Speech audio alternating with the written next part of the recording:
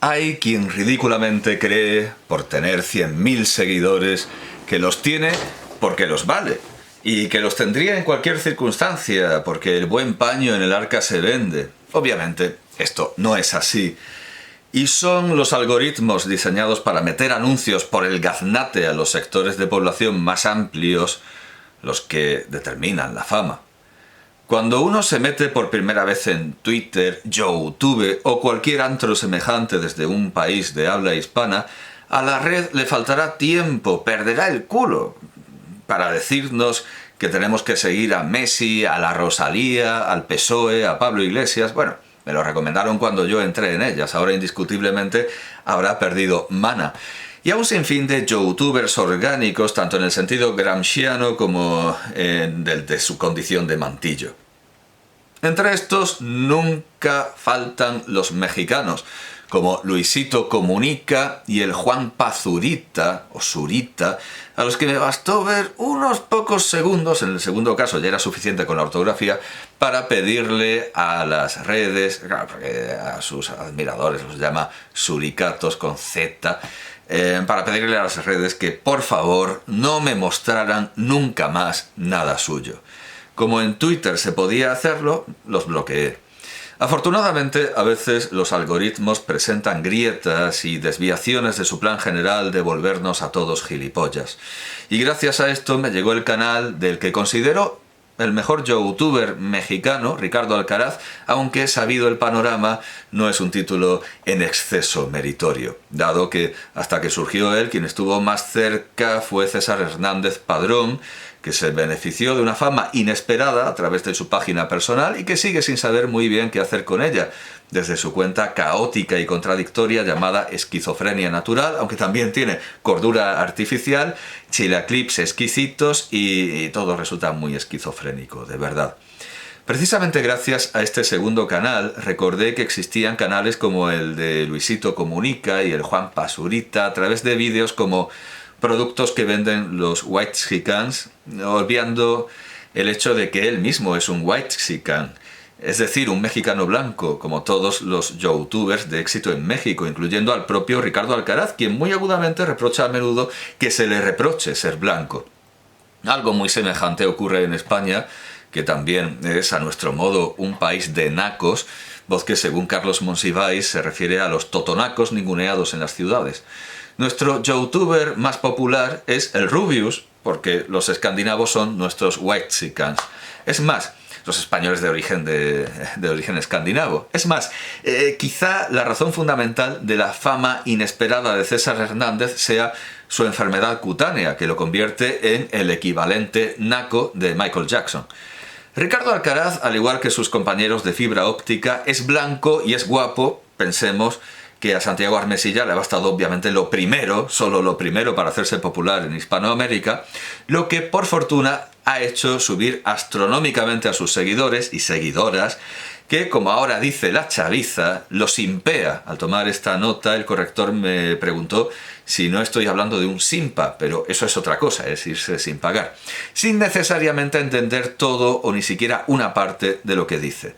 Tampoco sus detractores, que igualmente hacen bulto, y por lo tanto monetizan, dejan de decir, hacen caja, como diría Shakira, creo, o facturan, pero Shakira no facturaba mucho y ese es su problema, no dejan de decirle que es guapo y que lo siguen por eso, aunque tengan objeciones contra todas sus opiniones en su canal personal de opinión. A veces lo acusan de narcisismo, cosa que él tiene que explicar que es común a todos los comunicadores públicos, o de que esté demasiado presente en su canal, que lleva su nombre y que tiene como logotipo su cara, lo cual sería como quejarse de que el ya citado Pablo Iglesias sacase sujeto en las papeletas electorales sabiendo cómo funcionaba el partido. Estos críticos tienen el gusto de Ned Flanders, que dice que le encantan las películas de Woody Allen, menos el tipejín que siempre sale. Otros son más violentos y le han hecho preguntarse si todo aquello no será una forma extraña de ligar. A todos los llama simios, vulnerando una norma sobrevenida de la comunidad de una persona de YouTube que prohíbe la animalización del adversario. Y ciertamente saca una buena tajada Ricardo Alcaraz vertiendo bilis contra ellos, a pesar de las advertencias de su psicoanalista, psicoanalista a quien imagino que debemos en parte el equilibrio entre sus virtudes y sus defectos que hacen de él un artista tan disfrutable, como desde luego ocurre también con el citado Woody Allen. Aunque digo en parte porque siempre me ha parecido que el psicoanalista de Woody Allen es como las monjas de clausura. Se dice que el mundo va mejor gracias a sus oraciones, aunque es una cuestión de fe el creer que pueda ir a peor. Ricardo Alcaraz, aunque no explote sus defectos tanto como Woody Allen, no deja de reconocer su carácter narcisista, ególatra, rencoroso, genialoide y pendenciero, porque su mayor virtud es una sinceridad insólita y muy de agradecer en un mundo que vive de complacer a sus oyentes, como el cocinero de la República de Platón frente al médico. Tampoco en medio de su sátira y su autosátira constante hacia lo que se da en llamar Latinoamérica, por ejemplo, ante un youtuber que propone hacer bromas en un descampado, desecha tal consejo con gran realismo porque vivimos en Latinoamérica. Y a pesar de su ridiculización de los panistas, aunque el partido Acción Nacional cada vez es más liberal, y de los fanáticos cristianos, muchas veces no tengo claro si católicos o protestantes, porque muchos católicos de México ciertamente hacen cosas que aquí solo harían los protestantes. Pero sí tengo claro que su abuela le decía que bola de dragón es del diablo. A pesar de todo esto, no deja de estar libre de vicios ancestrales y locales como la apología del linchamiento o la propia colonización por parte de la izquierda estadounidense que determina parte de estos denuestos contra Latinoamérica, cuyo nombre en sí ya evidencia un pensamiento ocupado. Si nos ponemos a denunciar defectos, podríamos decir, al igual que dije de Zorman, que no es precisamente un mago del idioma. Pero si a pesar de manejarse con una ortografía y una sintaxis tan deficientes y un vocabulario tan increíblemente restringido, y de que esté siempre enfangado en una impresionante escasez de recursos que apenas lo permite salir de la neta al chile y a la verga, es capaz de crear, a pesar de todo esto, un mundo tan completo y complejo, atrayente, rico y divertido, que no podemos sino reconocer que tiene un enorme talento e incluso agradecer que se mantenga en cierto estado de naturaleza que no tienen sus adversarios ni competidores. Y tengo confianza en que se mantendrá en ese estado incontaminado de las tonterías de los que tienen estudios, porque los suyos fueron de audiovisuales, lo que no quita que vea fundamentalmente cine del que Scorsese diría que no es cine. Y tampoco quita que no parezca dominar bien ningún aspecto técnico más allá de la telegenia, que no es poca cosa, porque eso fue lo que le enseñaron al ya mentado varias veces Pablo Iglesias en las dictaduras socialistas, o quizá una. Y a pesar también de que se sacara su título COVID mediante, hasta cierto punto, en gran medida, es un licenciado COVID. Precisamente es gracias a esto por lo que llegué a conocer su existencia, ya que, como yo sí tengo educado al algoritmo, y cuando se pone rebelde me dedico al bloqueo manual de las cuentas que no quiero ver, no basta que una cuenta sea extremadamente popular gracias a razones como el racismo o el homoerotismo reprimido de la chusma a secas y no esa de las cruces que decía Riva Palacio. En este caso, el algoritmo me lo sugirió porque habló de educación. Concretamente, habló para decir que la educación covidiana era una estafa. Por el mismo tiempo, más o menos, el algoritmo también me sugirió un vídeo parecido de un desconocido para mí, Jaime Altozano, pero me pareció un llorón sin fundamento, mientras que Ricardo Alcaraz me pareció lleno de sentido común, un valor que él mismo resalta a menudo con ironía, emulándose con el tío alcoholizado que va ya por su tercer divorcio y que reúne a sus sobrinos para que escuchen una bella e instructiva historia. O directamente se identifica con la figura de un abuelito perdido en internet, pero intentando imponer en él la sensatez, como un Hamlet con menos medios. La sensatez y además la buena educación, un valor fundamental y perdido desde que, como decía Robert Irving Howard, a uno no le pueden rebanar el cráneo por una falta de respeto, que es un peligro que queda conjurado, un peligro del que obviamente este peligro de que nos puedan rebanar el cráneo por una falta de respeto está ausente completamente en las redes, incluso en Latinoamérica, incluso en la llamada Latinoamérica. Incluso diría yo que con más propiedad en Latinoamérica porque las distancias son mucho mayores. Aquí ya hemos visto un caso reciente en sentido contrario, un tuitero que al final ha recibido la visita de un neonazi en su espectáculo. O sea que, claro, pero eso nos recuerda cuando en Colombia durante la violencia, pues algún sicario entraba en un circo, mataba a un payaso, se iba y lo dejaba en... No hay que fiarse de nada. Y casi habría que asumir y grabarse en la frente, habría que grabarse en la frente las palabras de Howard. Hay que ser educados para que no nos rebanen el cráneo. Bueno, como cita muchas veces del Martín Fierro, Iván de la Nave, Coffee TV, que bueno, ya hice el... No, él no lo cita, él cita lo que los hermanos, no, pero también en el Martín Fierro está aquello de que no hay que amenazar a nadie porque nadie sea Milana, porque, bueno, lo dice en su fabla gauchesca, en su habla gauchesca. Hice disertaciones sobre ambos, sobre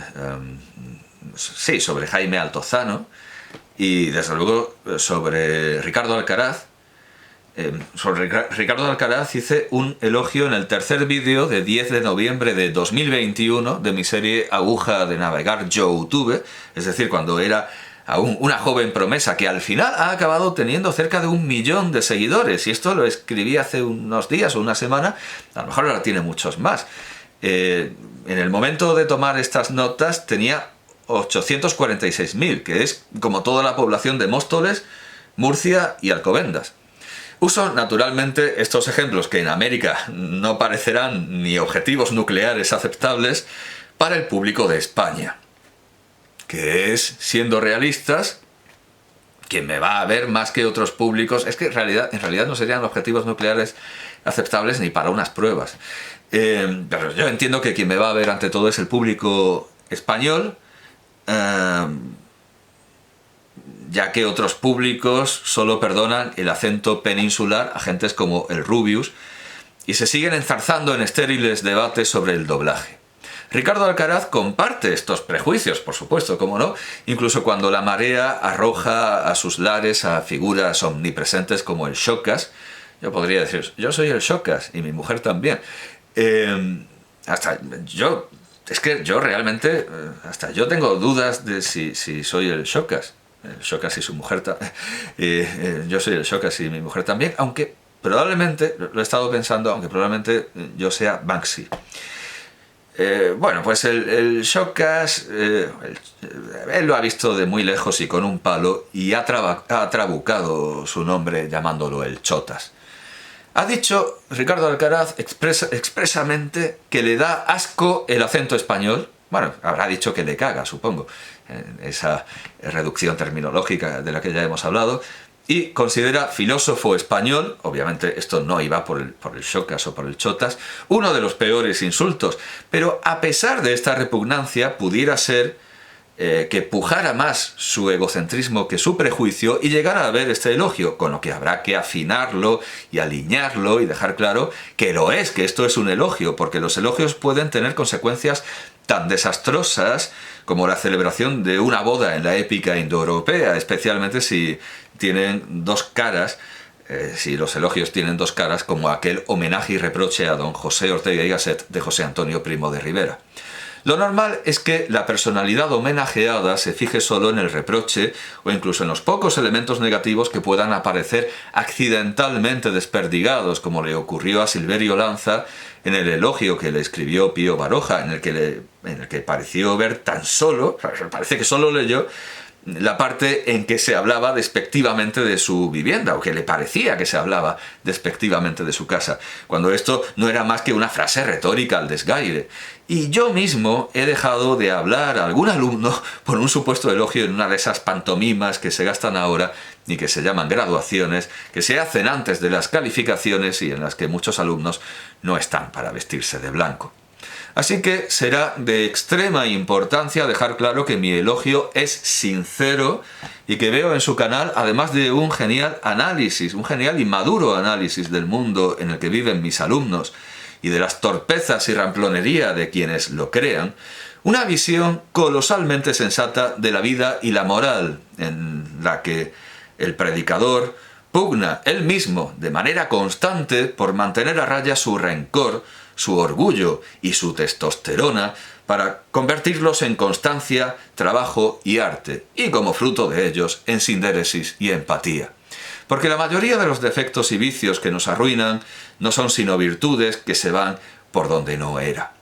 Me ha llamado mucho la atención un vídeo reciente, perdido entre los muchos que está haciendo en su canal secundario Ricardo Alca2, con un contenido mucho menos meditado, más fácil de hacer y por supuesto más rentable, de la serie Leyendo comentarios de simios, titulado Fans del Temach. Se trata este Temach de un youtuber que, como todos los que comenta, solo nos interesa en tanto que ejemplo.